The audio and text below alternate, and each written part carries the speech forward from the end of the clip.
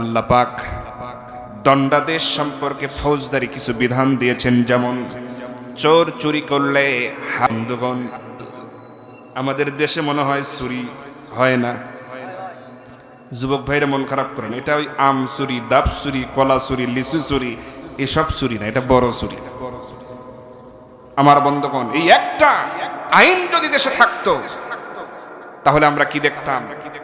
দেখতে পেতাম বিগত সময়ে যারা শাসন করেছে, আমার তো মনে হয় অধিকাংশ এমপি মন্ত্রীর হাত কাটা অবস্থায় দেখতাম, সংসদে আমরা দেখতাম। কথা বলেন ঠিক কিনা?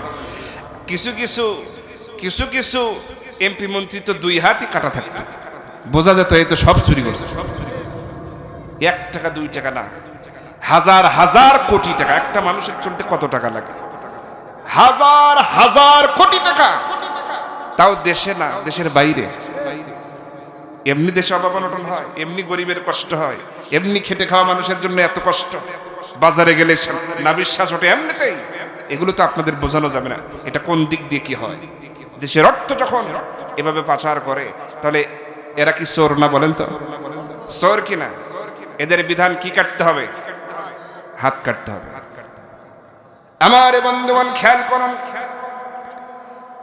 আপনি বাজারে গেছেন, হঠাৎ করে দেখা গেল ভিড়ের মধ্যে ঘুষি মারবে, লাগুক আর না লাগুক। বাড়িতে গিয়ে বউয়ের কাছে গল্প করবে, বউ আজকে দিছি। বলে কি দিলা? বলিস না, এমন ঘুষি মারছি 12টা বাজায়। এত বড় সাহস তোমার? বুঝলাম না, ঘটনাটা খুলে বলো। আরে চোর ধরা পড়ছে, এমন মার দিছি। তাই নাকি? তুমি তো একটা টিকটিকি মারতে সাহস পাও না, যে ভয় করো তুমি। আর এর উপর আরে না, 15-20 জন ধরছিল, আমি ফাঁক দেখতে দিয়ে আসছি। ও তাই, এই বাহাদুরি তোমার, এই সাহস দেখাচ্ছ তুমি? তাই তো বলি, চিন্তা করে। তাহলে 1000 টাকা চুরি করার কারণে, ধরা পড়ার কারণে তার চোরের অবস্থা যদি কাহিল হয়ে যায়, সবাই মিলে যদি যা ইচ্ছে তাই করে, তাহলে হাজার হাজার কোটি টাকা যারা বিদেশে পাচার করে, তাদের মনে হয় যে আদর আপ্যায়নের দরকার নাই। কথা বলেন, আছে না নাই? তাদের তো সাথে একটা দাঁত থাকার কথা না। আল্লাহর বিচার হলো, চুরি করলে হাত কেটে দাও। এখানে কোনো স্বজন প্রীতি চলবে না। আমার বন্ধুগণ, বিগত সময় এরকম চুরি চামারি করার কারণেই তো দেশের এই অবস্থা। শুধু তাই নয়, চুরি করেছে তা করুক, কিন্তু নিরপরাধ মানুষের উপরে যখন জুলুম অবিচার শুরু করে দিল, কোরআনের বিধান আছে তোমরা ন্যায় বিচার করো, আদল করো। এই অন্যায় অবিচার যখন জুলুম তারা কায়েম করে ফেললো, আল্লাহ পাক আর সহ্য করলেন না। আল্লাহ রাব্বুল আলামিন যুবকদের মাধ্যমে, যাদের হাতে খাতা কলম, ইউনিভার্সিটি স্কুল কলেজের ছাত্র, যাদের হাতে অস্ত্র নাই, কলম খাতা, এদের মাধ্যম দিয়ে ওই অস্ত্রধারী জালেমদেরকে এই জমিন থেকে বিদায় করে দিলেন। কথা বলে ঠিক কিনা? আমার ভাইরা, তারা মনে করেছিল, মানে ভেবেই নিয়েছিল সব জায়গায় তো আমাদের লোক, অস্ত্র গোলা বারুদ সব আমাদের, যতদিন ইচ্ছা থাকতে পারবো, কেউ আমাদের নামাতে পারবে না। এটা অহংকার। ওয়াস্তাকবারু আনহা, মানে অহংকার করে ফেললো শয়তানের মতো। আল্লাহ পাক তিনি তো ধৈর্যশীল। আল্লাহ পাক ধৈর্য ধরতে ধরতে ধরতে মানে সুতা ঢিল দিছেন। যখন দেখলেন যে না, এরা অনেক অন্যায় অপরাধ করতেছে, কিন্তু মাত্রাটা বেড়ে গেছে, সিদ্ধান্ত নিলেন যে একটা পরিবর্তন দরকার। তখন কি করলেন? কিভাবে পরিবর্তন ঘটলো? এই সমস্ত অত্যাচারীদের মনের ভিতরে দিলেন ভয়, আর এই সমস্ত স্কুল পড়ুয়া খাতা কলম যাদের হাতে, এই সমস্ত যুবকদের অন্তরের ভিতরে, কলিজার ভিতরে দিলেন ঈমানী সাহস। কথা বলে ঠিক কিনা? এই কারণে তাদের বিদায় নিতে তারা বাধ্য হলো। ফেরাউন নমরুদের ইতিহাস তাদের জানা আছে, জানার পরেও তারা শিক্ষা গ্রহণ করে নাই বলেই আল্লাহ পাক তাদেরকে এমন অবস্থা করলেন যে পালিয়ে যেতেই হলো। কথা বলেন ঠিক কিনা? দুষ্ট পোলাপান রে, পালায়া গেলাম তোদের কারণে। কথা বলেন ঠিক কিনা? দুষ্ট পোলাপান রে, পালায়া গেলাম তোদের কারণে। প্রশাসনের হাত পা ধরি, দিনের ভোট রাতে করি, প্রশাসনকে জিম্মি করি, দিনের ভোট রাতে করি, তবু ক্ষমতার চেয়ার, তবু ক্ষমতার মসনদ রাখতে পারলাম না রে।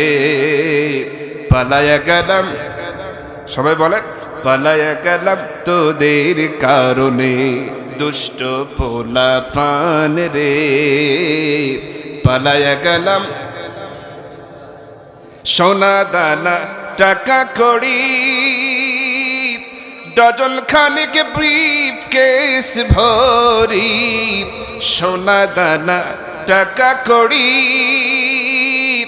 ডজন খানিক বস্তায় ভরি, আরো কিছু সঙ্গে নেওয়ার, আরো কিছু সঙ্গে নেওয়ার, দুপুর বেলা খাবার খাওয়ার সময় দিলি না রে। পালায়া গেলাম তোদের কারণে, দুষ্ট পোলা পান রে। পালায়া গেলাম,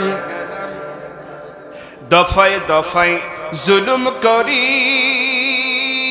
হাজার হাজার মানুষ মারি, দফায় দফায় জুলুম করি, হাজার হাজার মানুষ মারি, ভিনদেশেতে করলাম পাড়ি, গলায় এখন ফাঁসির দড়ি, সইতে পারি না রে। পালায়া আসি তোদের কারণে, দুষ্ট পোলা পান রে। পালায়া আসি তোদের কারণে।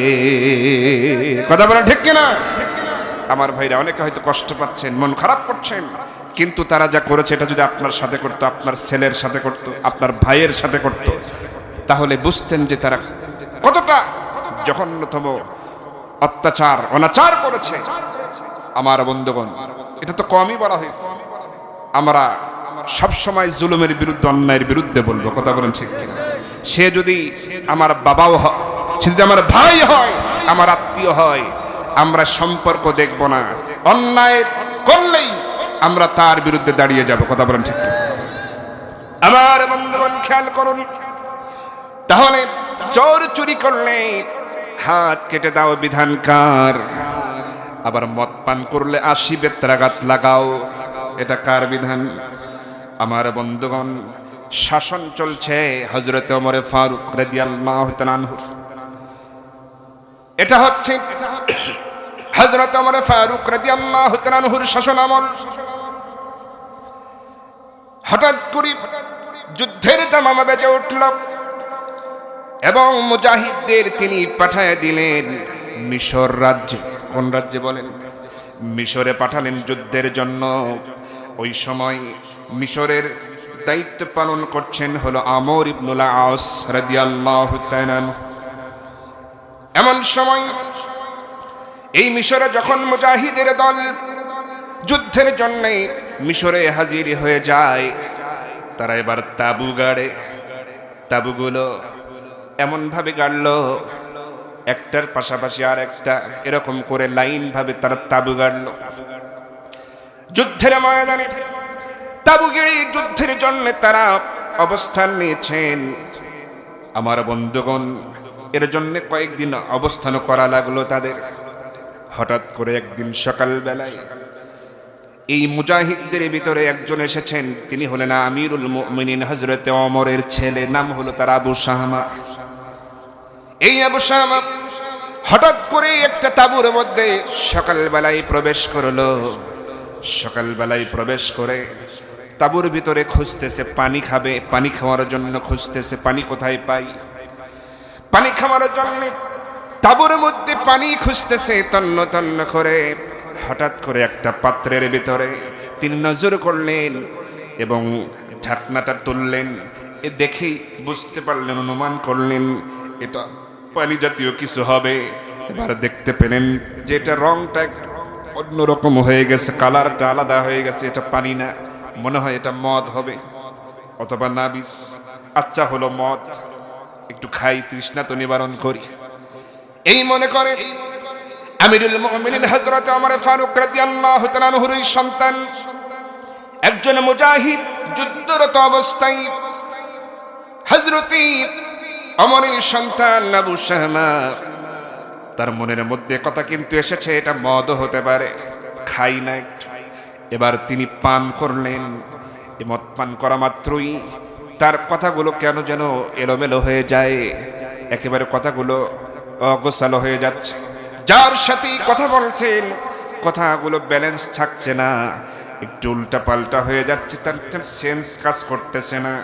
এবার মুজাহিদদের মধ্যে কয়েকজন এটা দেখতে পেরেছেন, বুঝতে পেরেছেন, জানতে পেরেছেন যে তাহলে আবু শামা তো মদ পান করেছে, তাহলে মাতাল হবে কেমনে।